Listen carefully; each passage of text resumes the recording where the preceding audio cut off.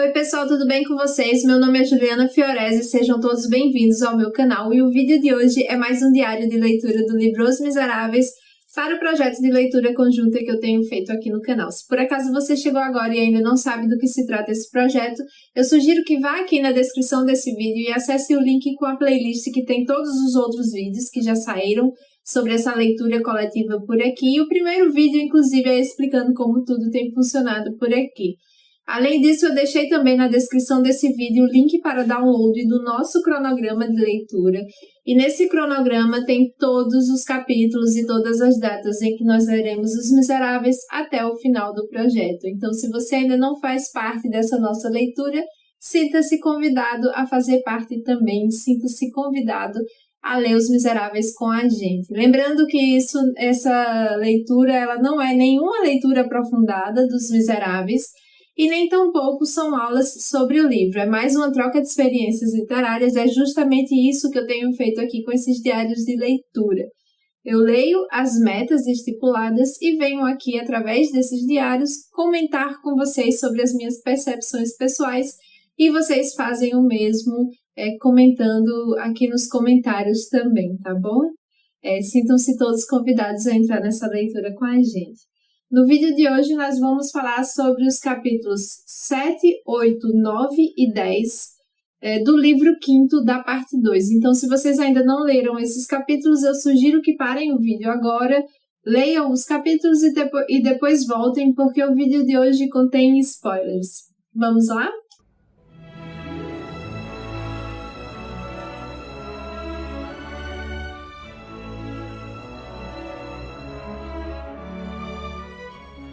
Aqui no capítulo 7, que se chama Continua o Enigma, a gente vai continuar acompanhando essas aventuras da fuga de Jean Valjean, né, onde ele já está dentro daquela construção, já está protegido por todos aqueles muros altíssimos, inclusive. E aí, nesse momento que eles já estão há um tempinho ali naquele terreno, né, que ele tentou observar o que era tudo aquilo, Cosette estava encostadinha no seu braço, né, no braço de Jean Valjean. Por uns momentos ele pensa que Cosette já tinha adormecido ali, mas quando ele vai olhar para o rostinho da menina, ela está com os olhos muito abertos e ela estava tremendo muito. E aí Jean Valjean vai ficar meio inquieto com aquilo, vai perguntar como é que ela está se sentindo e ela só vai conseguir perguntar se a Madame Thénardier já havia ido embora. Jean Valjean já tinha esquecido o motivo pelo qual ele conseguira deixar Cosette ali caladinha, né, quietinha, sem gritar, sem chorar e sem nada. E aí ele lembra que ele tinha falado que a Madame Thénardier estava em busca deles. Só que aí ele vai dizer para ela ficar tranquila, porque a Madame Thénardier ela já está longe, não estava mais procurando por eles, e vai inclusive falar que ela pode se acalmar e ficar tranquila. Aí, nesse momento, Cosette diz que tá com muito frio e ela realmente estava ali tremendo. Ele simplesmente pega aquele casaco dele e enrola a pequena Cosette ali por conta do frio. Então, naquele local estava realmente fazendo muito frio, então ele sai, ele diz para ela esperar ele um pouquinho ali naquele lugar, que ele vai procurar um lugar mais quentinho para os dois, né? E nisso ele sai, deixa a Cosette ali quietinha.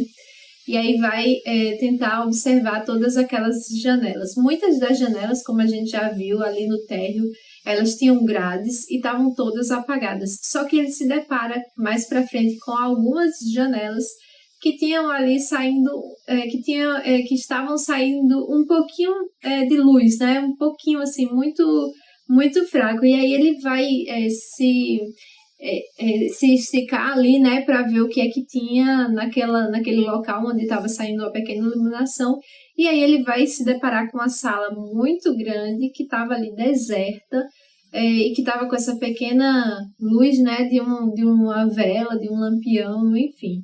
E aí ele vai observar o que é que tinha ali dentro, não tinha ninguém, mas ele se depara com algo muito esquisito que estava ali no chão. E aí depois ele começa a ver que era alguma coisa que estava coberta com lençol, mas que tinha a figura humana, né? E aí ele começa a tentar entender o que era aquilo. Vai dizer que essa figura humana estava deitada de bruços no chão, com o rosto perto das lajes. Ela meio que formava os braços formavam uma cruz, assim.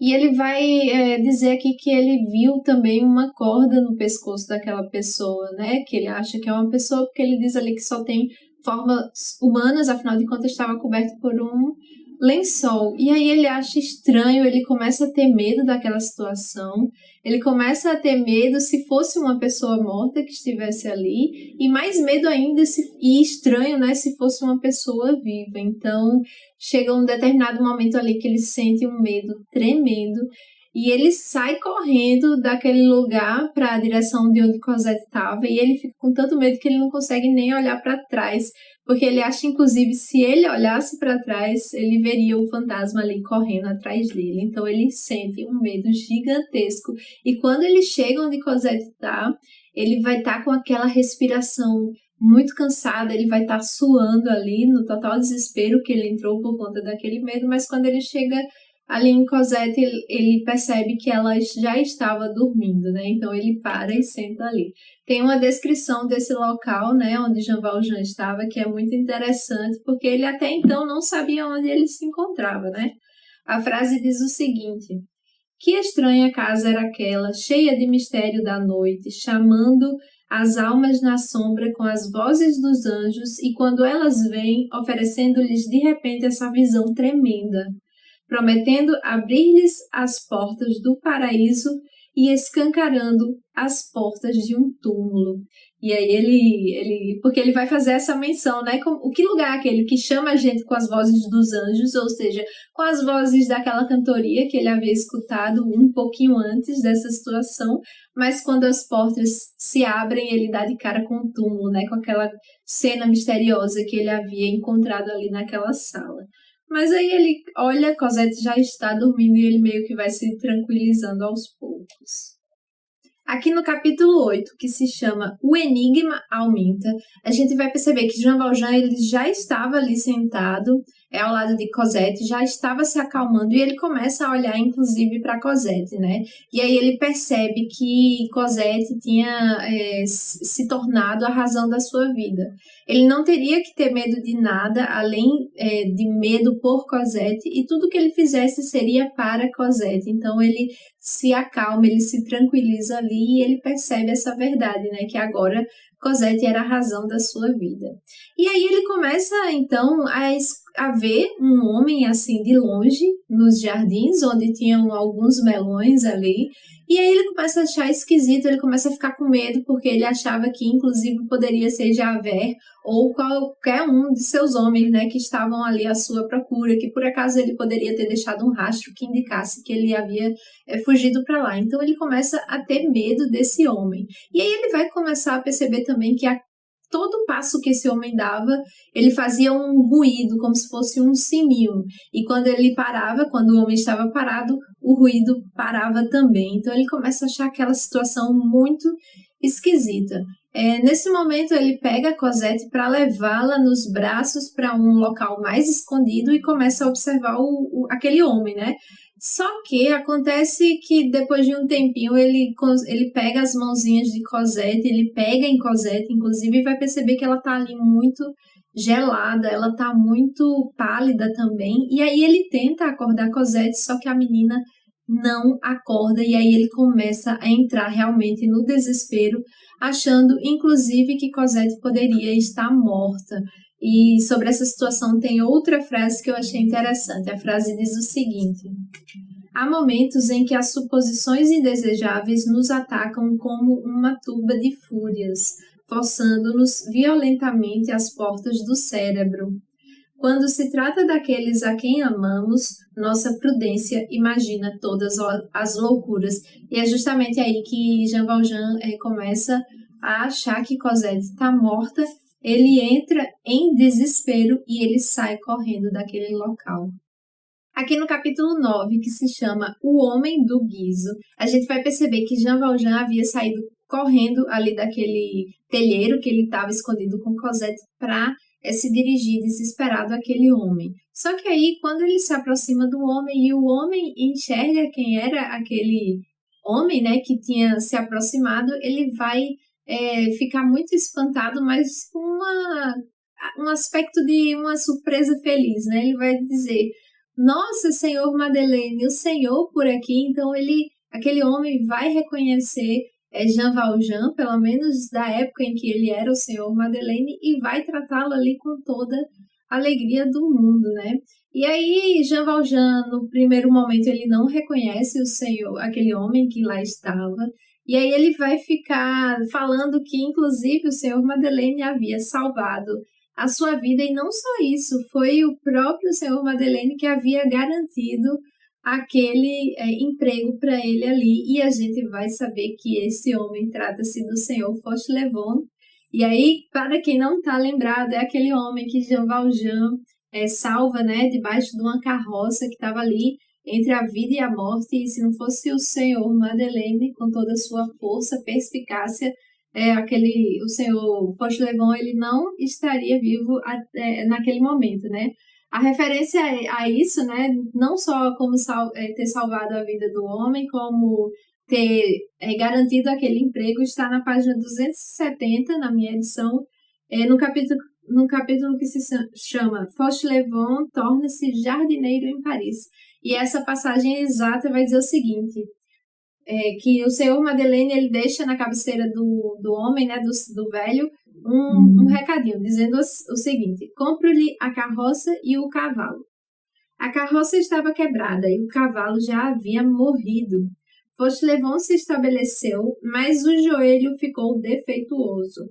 Madeleine, com as recomendações das irmãs de caridade e de seu vigário, empregou o bom homem como jardineiro num convento de freiras no bairro de Saint-Antoine, em Paris. Então aqui está a referência, né, ao que ele diz, que o senhor Madeleine não só lhe salvou a vida, como também garantiu aquele emprego ali. E logo na sequência a gente vai saber que eles se encontram no convento de Petit Picpus. E aí o Jean Valjean vai perguntar para o senhor Fauchelevent por que ele carrega um guiso no joelho, né, num couro, que é como se fosse uma joelheira ali de couro e que tem esse guiso. E aí o senhor Fauchelevent vai falar que é porque ele está num convento, ali só tem mulheres e meninas, e que é um sinal para que ele não se aproxime dela. Então, quando ele vai passando, vai fazendo aquele barulhinho, e quando as meninas e as mulheres escutam que ele está se aproximando, todas correm e fogem dele, porque não podem ter nenhum contato com homens ali realmente. Então, Jean Valjean vai falar para ele que ele salvou-lhe a vida e que agora ele estava precisando de um favor, que ele também salvasse a vida de Jean Valjean, né, que ele conhece como o senhor Madeleine. O senhor Fauchelevent, ele dá uma risada nesse momento e ele fala: mas é claro que eu sei que o senhor me salvou a vida. Eu lhe reconheci primeiro, você nem estava me reconhecendo. E aí ele fica muito alegre porque ele vai poder fazer um favor para o senhor Madeleine, que tanto lhe ajudou no passado, né? Para ele era uma alegria imensa fazer o mínimo que fosse para poder ajudar, porque nada seria tão grandioso como o que o senhor Madeleine fez pelo senhor Fauchelevent, né? E aí Jean Valjean vai falar: por favor, você não vai querer saber em nada, em detalhes, você não vai querer ir além do que você já sabe, né? E também pede para que ele não comente com ninguém toda aquela situação.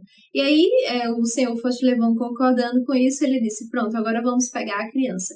E aí eles pegam Cosette. Se ela passasse um quarto ali de hora longe do fogo, ela poderia ter morrido realmente, porque ela precisava urgentemente deitar numa cama perto de um fogo para poder esquentar de novo o seu corpinho, né? E aí eles vão para o barracão do senhor Fauchelevent, que é longe, é distante, é todo escondido, realmente para que não tivesse contato com as mulheres que ali moravam. E aí, chegando lá, quando ele coloca Cosette na cama, Cosette começa a ganhar um pouco mais de cor, e aí ela fica dormindo ali tranquilamente, sem risco de vida nenhum. Então ela já estava protegida ali, né? Ela não corria mais nenhum risco.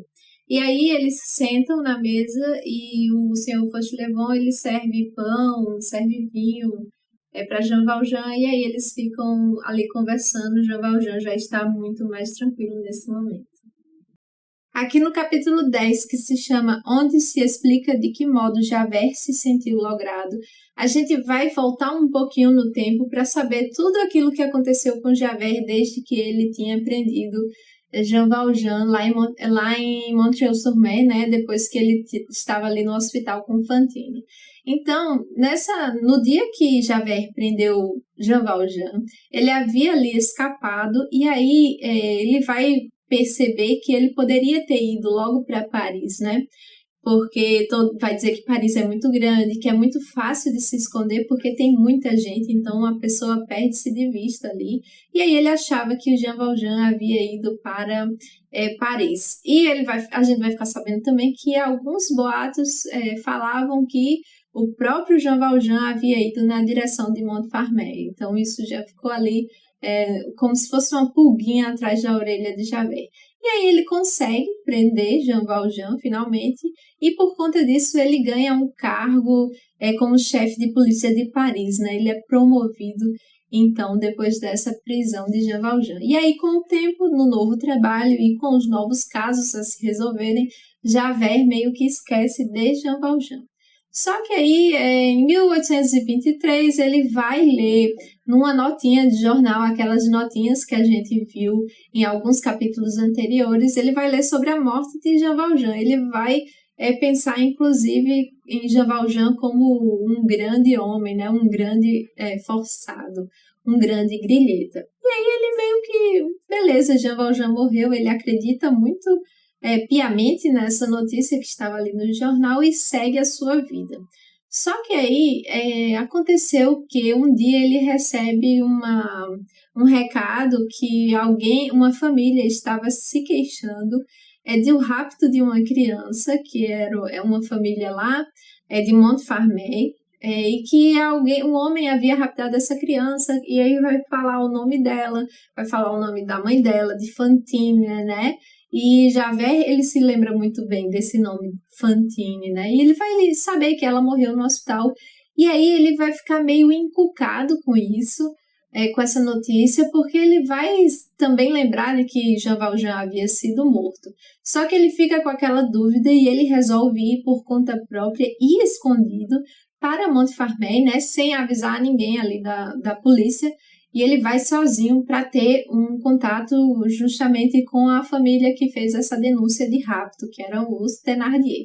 E aí ele escutou muitas histórias, afinal de contas a cidade inteira falava sobre o sumiço da garota e várias histórias chegaram aos ouvidos de Javert, mas quando ele finalmente chegou ali na família de Thénardier, com medo que esse caso levantasse algumas luzes sobre várias coisas tenebrosas dos Thénardier, inclusive com seus negócios, inclusive com aqueles 1.500 francos que ele não saberia como explicar para o policial, né? E Javert, ele tinha um contato muito próximo com o procurador do rei.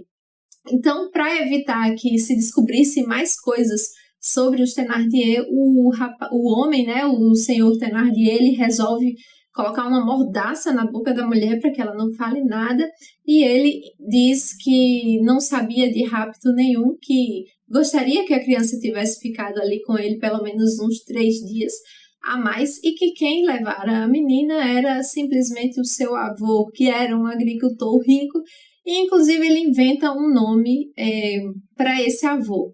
E aí meio que convence Javert toda essa história e ele volta para casa com a certeza de que Jean Valjean realmente estava morto e que aquele caso não passava de um avô que estava em busca da sua neta.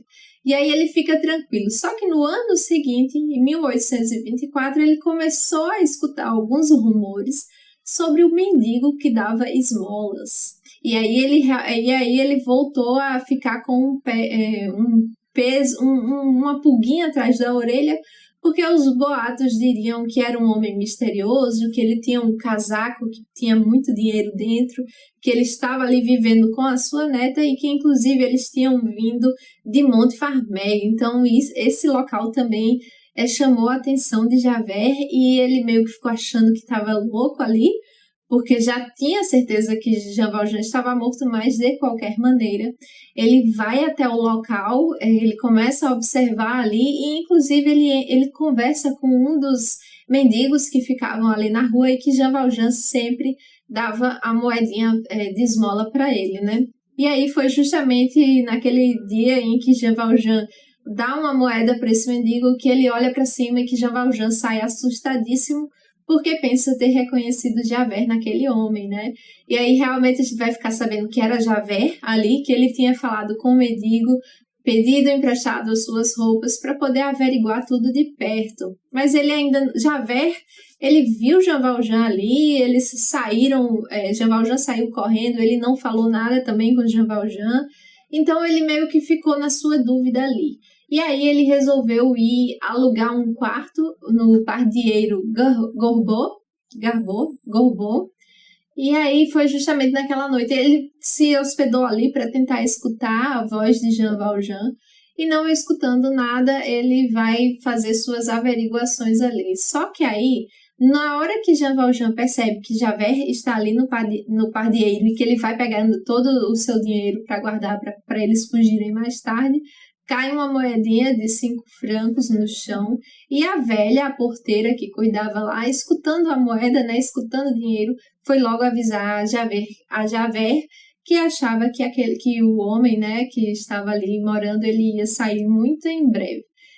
Já estando avisado, Javert simplesmente se escondeu atrás das árvores e esperou o momento que Jean Valjean fosse ali sair com a Cosette, e aí ele viu de longe os dois fugindo. E nisso ele ficou acompanhando todos os passos de Jean Valjean, ainda sem ter a certeza de que era realmente Jean Valjean. E aí ele não prende imediatamente, porque naquela época a imprensa já estava muito em cima da polícia, então ele tinha que ter realmente essas precauções até ter certeza de que se tratava realmente de Jean Valjean.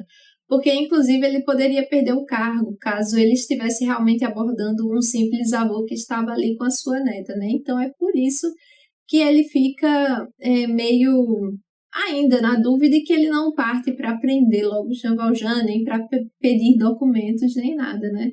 Só que aí, depois daquela longa caçada que a gente já passou, vai bater uma luz ali no rosto de Jean Valjean e Javert vai reconhecer com todas as suas convicções ali aquele esforçado, né? E aí a gente vai ver tudo o que aconteceu com Javert depois desse reconhecimento dele, né? Vai saber no momento que Javert chega ali na ponte de Austerlitz e pergunta para aquele homem que estava cobrando sobre o pedágio se ele não havia visto um homem com a menina, e o cara do pedágio vai dizer, inclusive, que cobrou 2 soldos por conta disso, né? Porque ele realmente estava ali com a menina. E quando ele consegue, quando ele tá no momento de fazer a travessia, de longe ele vê Jean Valjean andando com Cosette ali devagar. E aí ele age cautelosamente, ele faz toda uma emboscada para deixar Jean Valjean sem saída nenhuma.